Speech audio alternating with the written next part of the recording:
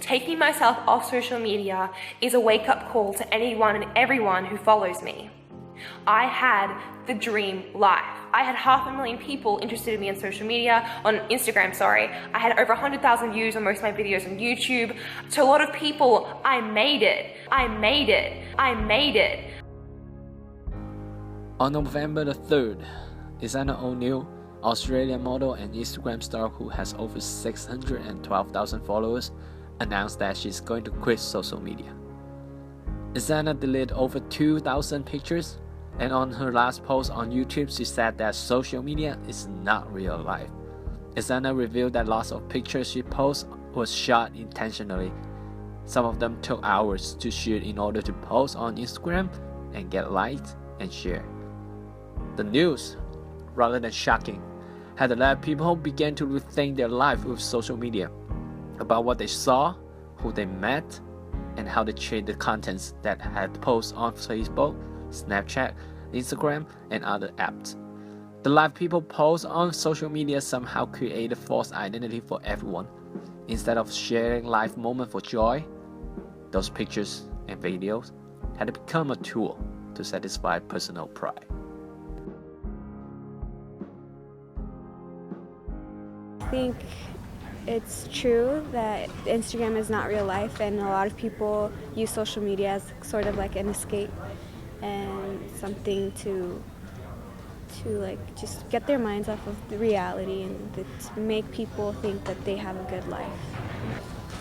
Some people that like use media for good, and there's others that kind of like in a sense abuse the power of social media. Like they try to get the attention that they need if they need it, or it's just kind of like their identities kind of just like mixes in, and when that happens, I feel like sometimes like they lose themselves and they lose their true identity to who they were, and they kind of just lost in the social media aspect of their identity. I think that's part of who they are. If they're seeking attention, well, that's one of the means in which they seek it, by posting on their social media, trying to get attention from other people.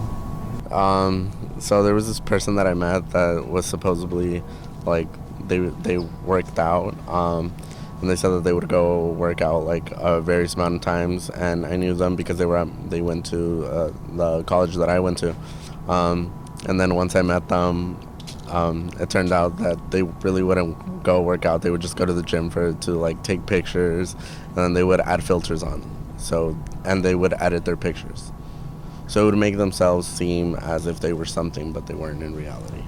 It makes life easier. It's easier to tailor what you're gonna say and how you say it on Facebook rather than in person. Your ideas come across exactly like how you want to, versus you skipping around with your words or not getting them out clear and concise as you'd like to. You can kind of put yourself together like a mural or something, or just use all the right colors of paint just to have yourself seen perfectly, whether it's to for whatever reason you want to show yourself, or whatever way you want to show yourself. It's just, I think it makes it a lot easier. If you meet someone who has been putting up a front and faking, their life, or their, the events that happen in their life, I mean, yeah, definitely it'll influence how somebody sees other people online.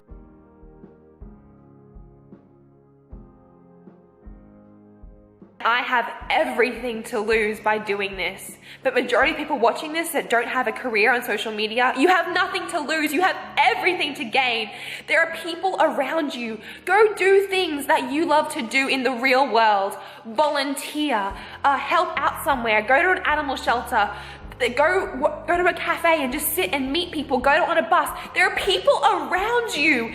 You can go outside and meet people and feel connected. You don't need to prove your value on social media to feel valued. You don't need to do it.